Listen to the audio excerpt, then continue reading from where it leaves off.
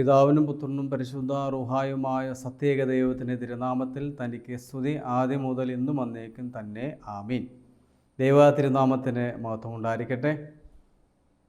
ലോകം മുഴുവൻ ശാലോം പ്രേക്ഷകരായ എൻ്റെ പ്രിയപ്പെട്ട മാതാപിതാക്കളെ, യുവതിവാക്കന്മാരെ, എൻ്റെ പ്രിയപ്പെട്ട കുഞ്ഞുങ്ങളെ, എന്നും ജീവിക്കുന്നവനായ യേശുക്രിസ്തുവിൻ്റെ ധന്യനാമത്തിൽ എല്ലാവർക്കും നല്ല സ്നേഹവന്ദനം മുന്നമേ അറിയിക്കട്ടെ.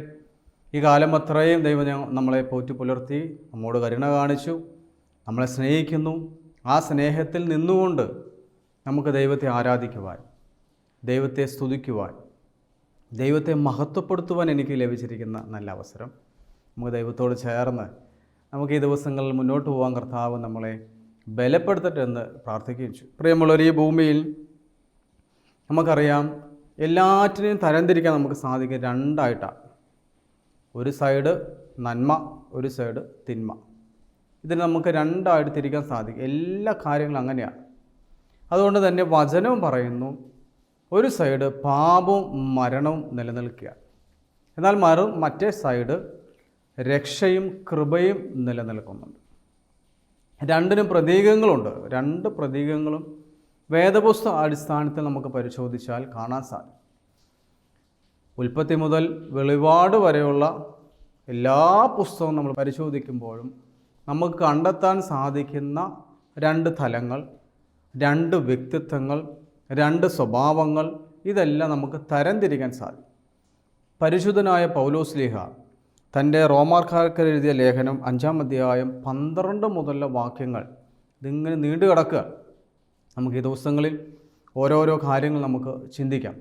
അവിടെ ദൈവം വെളിപ്പെടുത്തുന്ന രീതിയിൽ പരിശുദ്ധാത്മാവ് തരുന്ന ആ വെളിപാടുകളിലൂടെ നമുക്ക് ഇതിനെ തിരിച്ചറിയുവാനും കണ്ടെത്താനും നമുക്ക് സാധിക്കാൻ, നമുക്ക് പ്രാർത്ഥിക്കാം. ഇത് നമ്മൾ നോക്കുന്നത് റോമാലേഖനം 5-ാം അധ്യായം 12 മുതൽ 14 വരെയുള്ള വാക്യങ്ങൾ പറയുകയാണ്. ഒരു മനുഷ്യൻ മൂലം പാപവും, പാപം മൂലം മരണവും ലോകത്തിൽ പ്രവേശിച്ചു. അപ്രകാരം എല്ലാവരും പാപം ചെയ്തുകൊണ്ട് മരണം എല്ലാവരിലും വ്യാപിച്ചു. നിയമം നൽകപ്പെടുന്നതിന് മുമ്പ് തന്നെ പാപം ലോകത്തിൽ ഉണ്ടായിരുന്നു. എന്നാൽ നിയമമില്ലാത്തപ്പോൾ പാപം കണക്കിലെടുക്കപ്പെടുന്നില്ല. ആദത്തിൻ്റെ പാപത്തിന് സദൃശമായ പാപം ചെയ്യാതിരുന്നവരുടെ മേൽ പോലും ആദത്തിൻ്റെ കാലം മുതൽ മോശയുടെ കാലം വരെ മരണം ആധിപത്യം പുലർത്തി. ആദം വരാനിരുന്നവൻ്റെ പ്രതിരൂപമാണ്. അപ്പോൾ ഇവിടെ പറയുന്നത് പാപവും മരണവും നിയമവും, 3 കാര്യങ്ങൾ പറയുന്നത്. നമുക്ക് ഈ 3 കാര്യങ്ങൾ ഒന്ന് പാപം. പാപം മൂലം എന്ത് സംഭവിക്കുന്നു? മരണമുണ്ടാകും. അതാണ് പാപത്തിൻ്റെ ശമ്പളം മരണം എത്രയെന്ന് നമ്മൾ പറയുന്നു. അപ്പോൾ എന്താണ് മരണം?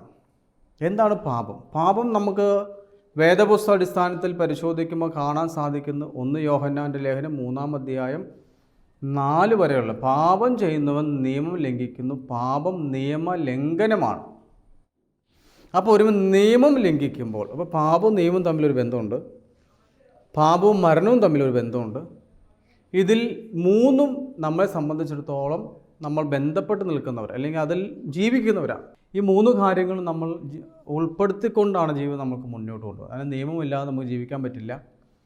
നിയമലംഘനം ഉണ്ടാകുമ്പോൾ പാപം നമ്മൾ കുടികൊള്ളും, പാപം ചെയ്യുമ്പോൾ നമുക്ക് മരണം സംഭവിക്കും. അപ്പോൾ ഈ 3ഉം ഇൻ്റർ റിലേറ്റഡ് ആണ്. അപ്പോൾ നമ്മുടെ ജീവിതത്തിൽ എന്നും ഇതുണ്ട്. നമുക്ക് ഈ 3 കാര്യം നമ്മുടെ ജീവിതത്തിൽ എന്നും ഉള്ളത് തന്നെയാണ്. അങ്ങനെയാണെങ്കിൽ പാപത്തെക്കുറിച്ച് പറയുന്ന വേദപുസ്തകത്തിൽ പറയുന്നത് എന്താണ്? പാപം നിയമലംഘനമാണ്. യോഹന്നാൻ ശ്ലീഹ പറയുകയാണ്, പാപം നിയമലംഘനമാണ്. പാപം ചെയ്യുന്നവൻ നിയമം ലംഘിക്കുന്നു. യാക്കോബ് ശ്ലീഹ പറയുന്നത് അങ്ങനെയല്ല. നന്മ എന്തെന്ന് അറിഞ്ഞിട്ടും ചെയ്യാതിരിക്കുന്നതും പാപം തന്നെയാണ്. അപ്പം നന്മ അറിഞ്ഞിട്ടും ചെയ്യാതിരിക്കുന്ന പാപമാണ്, നിയമം ലംഘിക്കുന്നതും പാപമാണ്. ഇതാണ് പാപത്തെക്കുറിച്ചുള്ള വേദപുസ്തക അടിസ്ഥാനത്തിൽ ഡെഫിനിഷൻ. ഇനി പാപം ചെയ്യാതിരിക്കാൻ വേണ്ടിയിട്ട് എന്ത് ചെയ്തു? നിയമം ഉണ്ടാക്കി. നമുക്കറിയാം, പിതാവാം ദൈവം മോശയ്ക്കാണ് കൊടുക്കുന്നത്, നിയമം കൊടുക്കുന്നത്, കൽപ്പനകളായിട്ട് കൊടുക്കുകയാണ്. കൽപ്പലകകളിൽ 10 കൽപ്പനകൾ എഴുതി ഇങ്ങനെ കൊടുത്തു മോശയുടെ കയ്യിൽ. എന്തിനു വേണ്ടിയിട്ടായിരുന്നു? പാപം ചെയ്യാതിരിക്കാൻ വേണ്ടിയിട്ടാണ്. എന്നാൽ നമുക്കറിയാം, ഈ നിയമം ഉണ്ടാകുന്നതിന് മുമ്പ് തന്നെ എന്തുണ്ട്? പാപം ഉണ്ടായിരുന്നു. ഇവിടെ അങ്ങനെയാണ് പറയുന്നത്. ഒരു മനുഷ്യൻ മൂലം പാപം മൂലം മരണം ലോകത്തിൽ പ്രവേശിച്ചു. രണ്ട് കാര്യം ആര് മൂലം ഉണ്ടായി? ഒരുവൻ മൂലം. ആ ഒരുവൻ ആരാന്ന് നമുക്കറിയാം. ദൈവം സ്വന്തം സാദൃശ്യത്തിലും സ്വന്തം സ്വരൂപത്തിലും സൃഷ്ടിച്ച വ്യക്തിയാണ് ആ വ്യക്തി. അപ്പോൾ ആ വ്യക്തിയിലൂടെ എന്ത് ചെയ്തു? ലോകത്തിലേക്ക് പാപവും മരണവും പ്രവേശിച്ചു. അപ്രകാരം എല്ലാവരും പാപം ചെയ്തുകൊണ്ട് മരണം എല്ലാവരിലും വ്യാപിച്ചു. അപ്പോൾ എല്ലാവർക്കും മരണമുണ്ട്.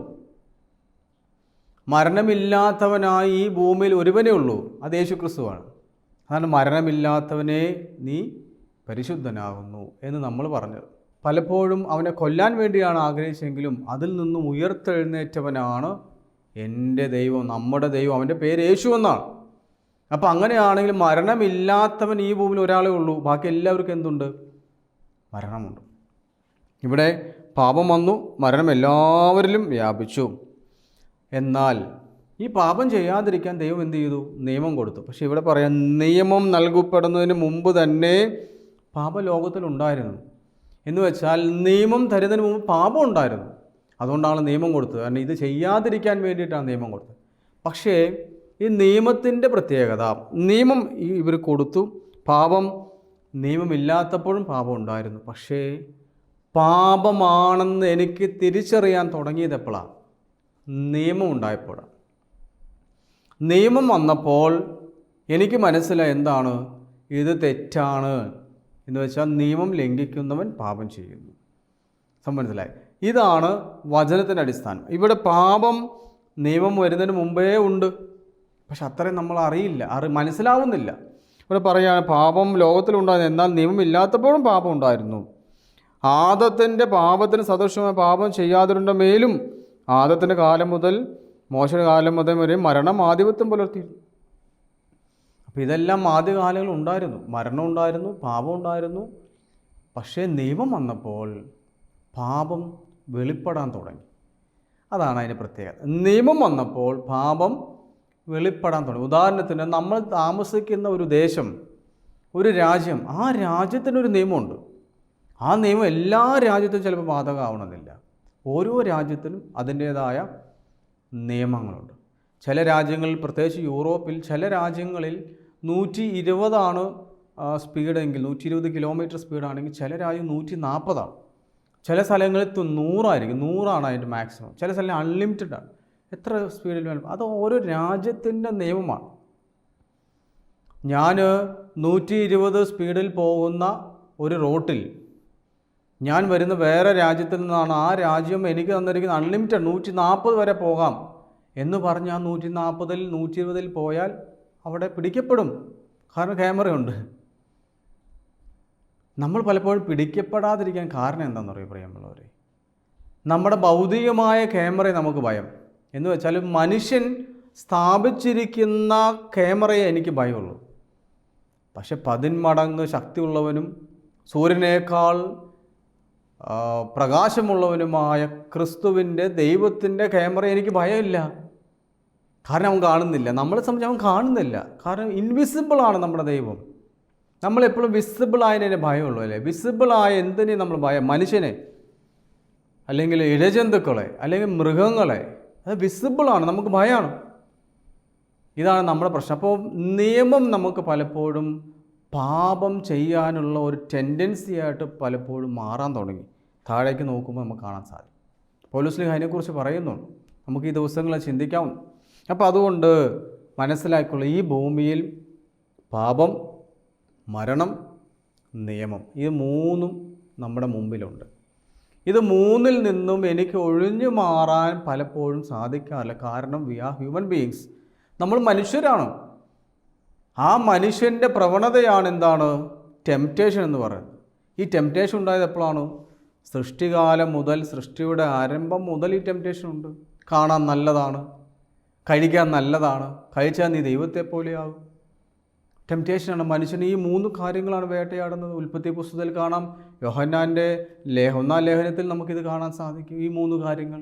അപ്പോൾ ഒരു മനുഷ്യനെ ഈ 3 കാര്യങ്ങൾ എപ്പോഴും ടെംപ്റ്റ് ചെയ്തുകൊണ്ടിരിക്കുക, ചെയ്യാനുള്ള പ്രവണത. ഇത് ചെയ്യാതിരിക്കാനുമാണ് ദൈവം എന്ത് ചെയ്തത്? നിയമം ഉണ്ടാക്കി. അതുകൊണ്ട് എന്ത് സംഭവിച്ചു?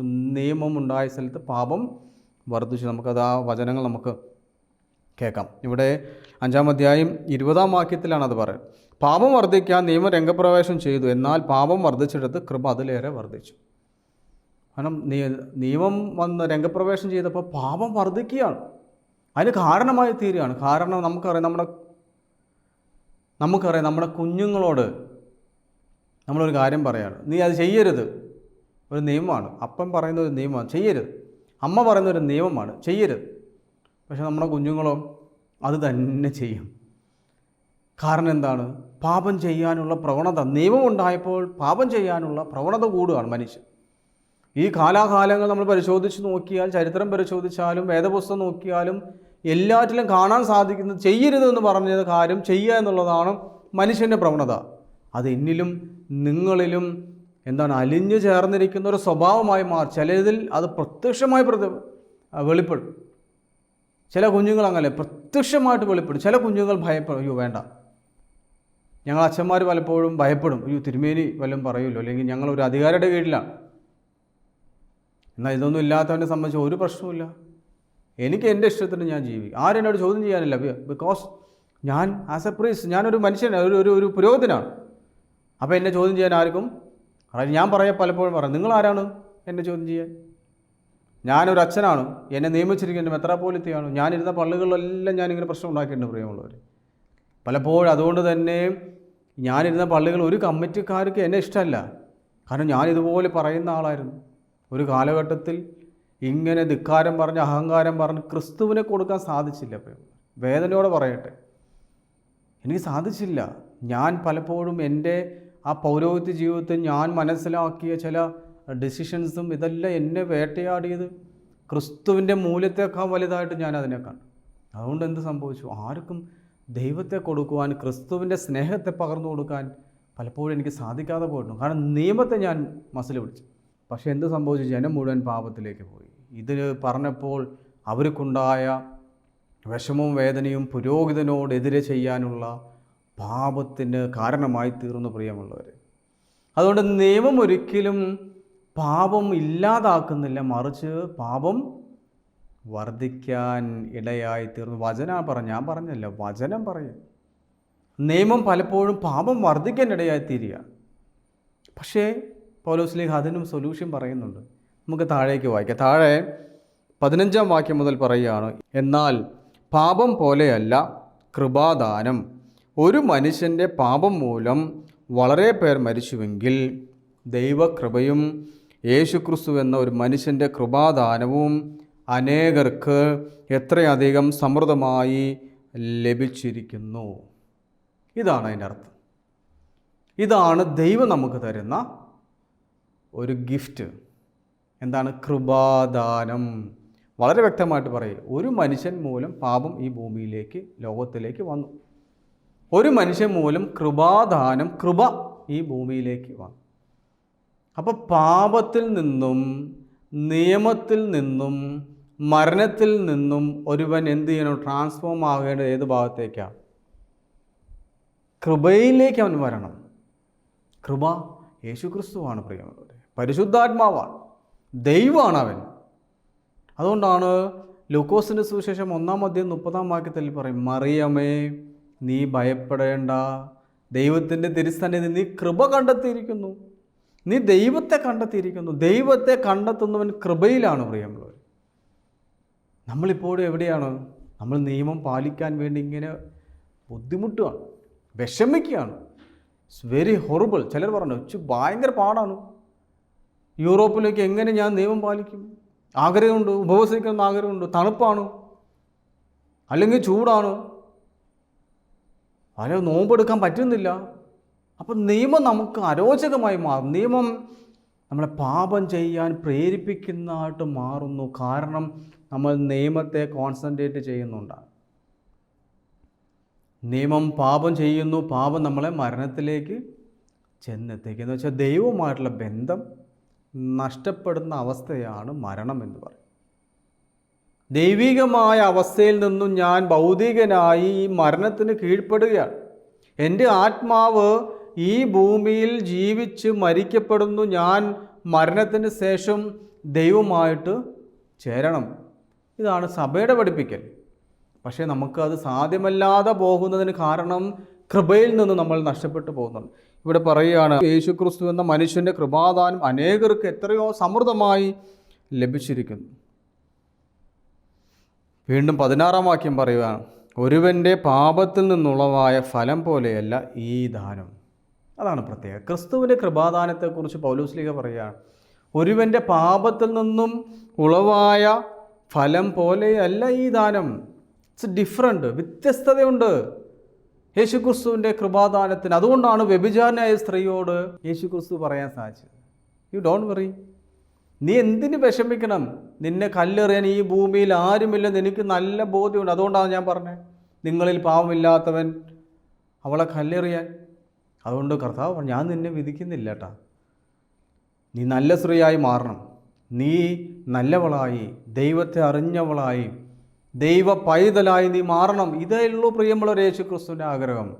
സഭ പഠിപ്പിക്കുന്നതാണ് പ്രിയം. നമ്മൾ ചിന്തിക്കുക, സഭ പറയുന്ന കാര്യങ്ങൾ നമുക്ക് അരോചകമായിട്ട് ഫീൽ ചെയ്യും, നമ്മൾ സഭയ്ക്ക് വിരുദ്ധമായി തീരുകയാണ്. സഭ എന്ന് പറയുന്നത് ഈ ഭൂമിയിലെ ദൈവത്തിൻ്റെ രാജ്യമാണ്, അല്ലേ? ദൈവം വസിക്കുന്ന സഭ ദൈവത്തിൻ്റെ ഉടലാണ്, ക്രിസ്തുവാകുന്ന തലയാണ് ഈ സഭയുടെ ഹെഡ് എന്ന് പറയുന്നത്. അപ്പം നമുക്ക് പലപ്പോഴും അരോചകമായിട്ട്, വിഷമമായിട്ട്, വേദനയായിട്ട് നിയമം മാറുന്നതിന് കാരണം നമ്മൾ ക്രിസ്തുവിലല്ല പ്രിയമുള്ളവർ നോക്കുന്നത്, ക്രിസ്തുവിൻ്റെ കൃപാദാനത്തിലേക്കല്ല നമ്മൾ നോക്കുന്നത്. നമ്മൾ ഈ ഭൂമിയിൽ ഭൗതികമായി എനിക്ക് ലഭിക്കാൻ പോകുന്ന കിട്ടുന്നതിനെക്കുറിച്ചാണ് നമ്മുടെ ചിന്ത. അതാണ് നമ്മുടെ പ്രശ്നം. അതുകൊണ്ടാണ് പലപ്പോഴും നിയമം എനിക്ക് ഭാരമായി മാറുന്നു, എനിക്കത് ബുദ്ധിമുട്ടായിട്ട് മാറുന്നു, വേദനയാണ്, പ്രയാസമായി മാറുന്നു. എന്തുകൊണ്ട്? കൃപയേക്കാളും നമ്മൾ വലുതായിട്ട് കാണുന്നത് നമ്മുടേതായ ആഗ്രഹങ്ങളും നമ്മുടേതായ ഇഷ്ടങ്ങളുമാണ്. അതിൽ നിന്നൊരു മാറ്റം ദൈവം നമ്മോട് പറയുകയാണ്. അവൻ്റെ കൃപാദാനം എത്ര സമൃദ്ധമായി ലഭിച്ചിരിക്കുന്നു, അത് ഒരുവൻ്റെ പാപത്തിൽ ഉളവായ ഫലം പോലെയല്ല ഈ ദാനം. ഒരു പാപത്തിൻ്റെ ഫലമായി ഉണ്ടായ വിധി ശിക്ഷയ്ക്ക് കാരണമായി, അനേകം പാപങ്ങൾക്ക് ശേഷം ആഗതമായ കൃപാദാനമാകട്ടെ നീതീകരണത്തിന് കാരണമായി.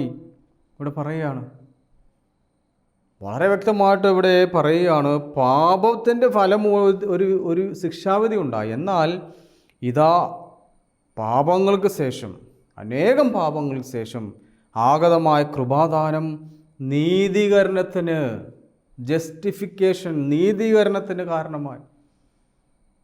അതാണ് ക്രിസ്തു, അതാണ് സ്നേഹം, അതിലേക്കാണ് നമ്മൾ മാറേണ്ടത്.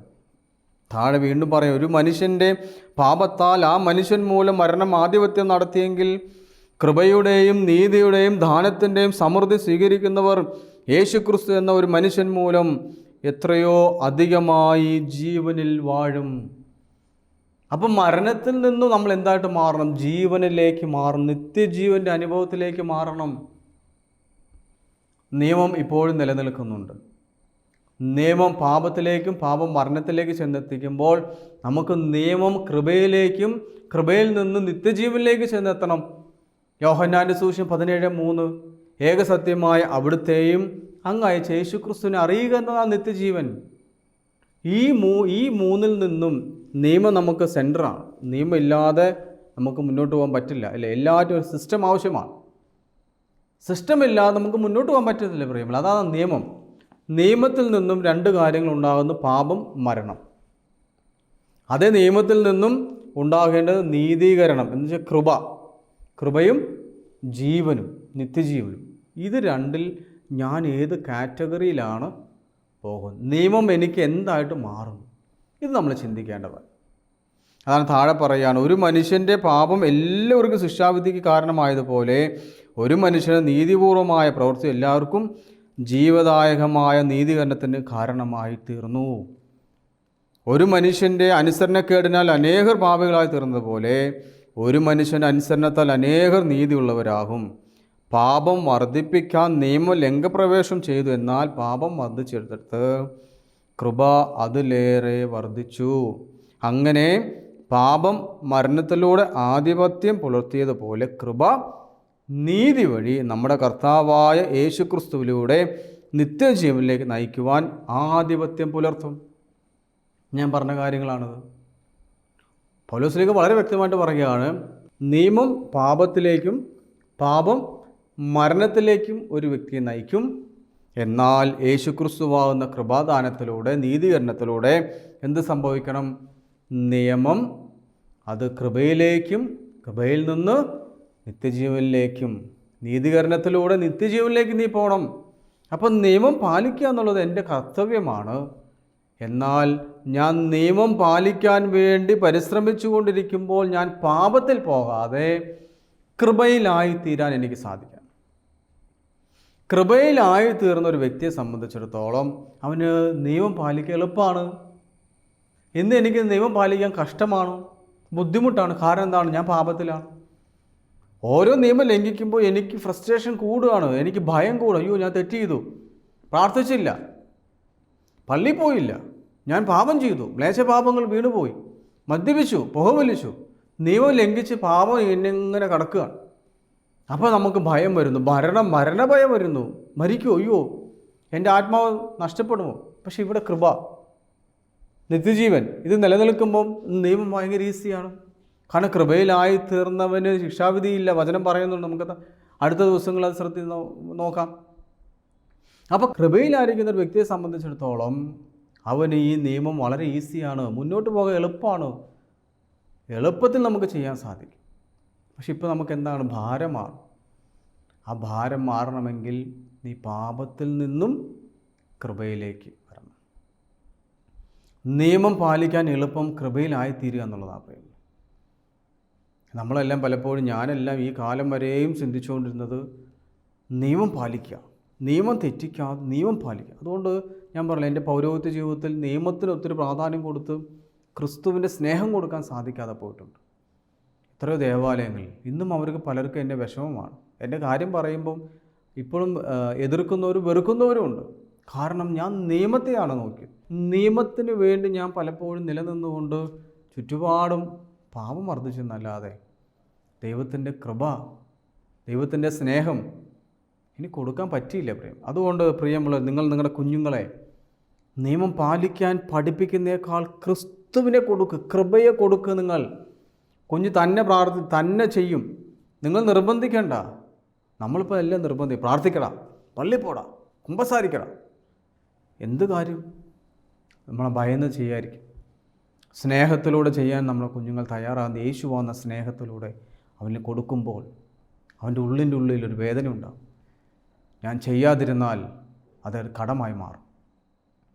അതുകൊണ്ട് നമ്മുടെ ജീവിതത്തിൽ പ്രിയമുള്ളവരെ, കൃപയിലായിത്തീരാൻ ഞാൻ എടുക്കുന്ന ചില തീരുമാനങ്ങളും ചില ജീവിത ശൈലികളും രീതികളും ക്രിസ്തുവിലേക്ക് അടുപ്പിക്കുകയും നീതീകരണത്തിൽ നിന്നും നിത്യജീവനിലേക്ക് നമ്മളെ എത്തിക്കുകയും ചെയ്യും. വചനം അതാണ്, പൗലോസ്ലീഹ പറയും. അതുകൊണ്ട് നിങ്ങളുടെ ജീവിതത്തിൽ നിയമം അതെപ്പോഴും നമ്മുടെ മുമ്പിലുണ്ട്, സെൻറ്ററായിട്ട് നിൽപ്പുണ്ട്. ആ നിയമത്തിൽ നിന്നും പാപത്തിലേക്കും മരണത്തിലേക്കും പോകാതെ നിയമം നീതീകരണത്തിലൂടെ കൃപയിലേക്കും കൃപയിൽ നിന്നും നിത്യജീവനിലേക്ക് പോകുവാൻ നമുക്ക് സാധ്യമാകട്ടെ. വരും ദിവസങ്ങളിൽ ഇതിൻ്റെ ബാക്കി എങ്ങനെയാണ് കൃപയിൽ ജീവിക്കേണ്ടത്, എങ്ങനെയാണ് നമുക്ക് നീതിയിൽ അല്ലെങ്കിൽ പാപം ഒഴിച്ച് നിയമം പാലിച്ചുകൊണ്ട് ജീവിക്കാൻ നമുക്ക് ചിന്തിക്കാം. നമുക്ക് ഈ ദിവസം നമുക്ക് ദൈവം തന്നതിനോർത്ത് നന്ദിയോടെ നമുക്കൊരു നിമിഷം തലകളെ ഉണക്കാം, കണ്ണുകളടയ്ക്കാം. കാരുണ്യവാനായ കർത്താവേ, എൻ്റെ ജീവിതത്തിൽ ഞാൻ ഈ കാലമത്രയും നിയമം പാലിക്കാൻ വേണ്ടി ഒത്തിരി ഓടിയിട്ടുണ്ട്. നിയമം പാലിച്ച് മുന്നോട്ട് പോകാൻ ആഗ്രഹിച്ച് തെറ്റല്ല, പക്ഷെ പലപ്പോഴും ഞാൻ ചെന്ന് ചാടിയത് പാപത്തിലാണ്. അതുകൊണ്ട് എൻ്റെ ജീവിതത്തിൽ ഈ നിയമം കൃപയായി മാറുവാൻ, നീതീകരണമായി മാറുവാൻ എന്നെ അവൾ ശക്തിപ്പെടുത്തണമേ. ദൈവത്തിൻ്റെ പരിശുദ്ധാത്മാവ് എന്നെ ബലപ്പെടുത്തണമേ. എന്നെ പാപത്തിന് കൊടുക്കാതെ, മരണത്തിന് വിട്ടുകൊടുക്കാതെ കൃപയിലേക്കും നീതീകരണത്തിലേക്കും നിത്യജീവനിലേക്കും ചെന്നെത്തിക്കുവാൻ എൻ്റെ യേശുവേ എൻ്റെ കൂടെ നീ വസിക്കണമേ, എൻ്റെ കൂടെ നീ ഇറങ്ങി വരയണമേ. പൗലോസ്ലീഹായെ അനുഗ്രഹിച്ചതുപോലെ നിനക്ക് എൻ്റെ കൃപ മതി എന്ന് പറഞ്ഞ പോലെ ആ കൃപ എന്നിലേക്ക് കടന്നു വരുവാൻ, നിയമം എനിക്ക് കൃപയായി മാറുവാൻ, എൻ്റെ നീതിയായി മാറുവാൻ ഞാൻ പ്രത്യേകമായി പ്രാർത്ഥിക്കുന്നു. ആയത് പരിശുദ്ധ അമ്മയുടെ സകല വിശുദ്ധന്മാരുടെ ശുദ്ധിമതികളുടെ പ്രാർത്ഥനകളാൽ തന്നെ ആമീൻ. പിതാവാം ദൈവത്തിൻ്റെ സ്നേഹവും ഏകജാതനായ പുത്രൻ്റെ കൃപയും പരിശുദ്ധ റൂഹായുടെ സംബന്ധം ആവാസം നമ്മെല്ലാവരുടെ മേലെന്നും എന്നേക്കും ഉണ്ടായിരിക്കുമാറാകട്ടെ. ആമീൻ.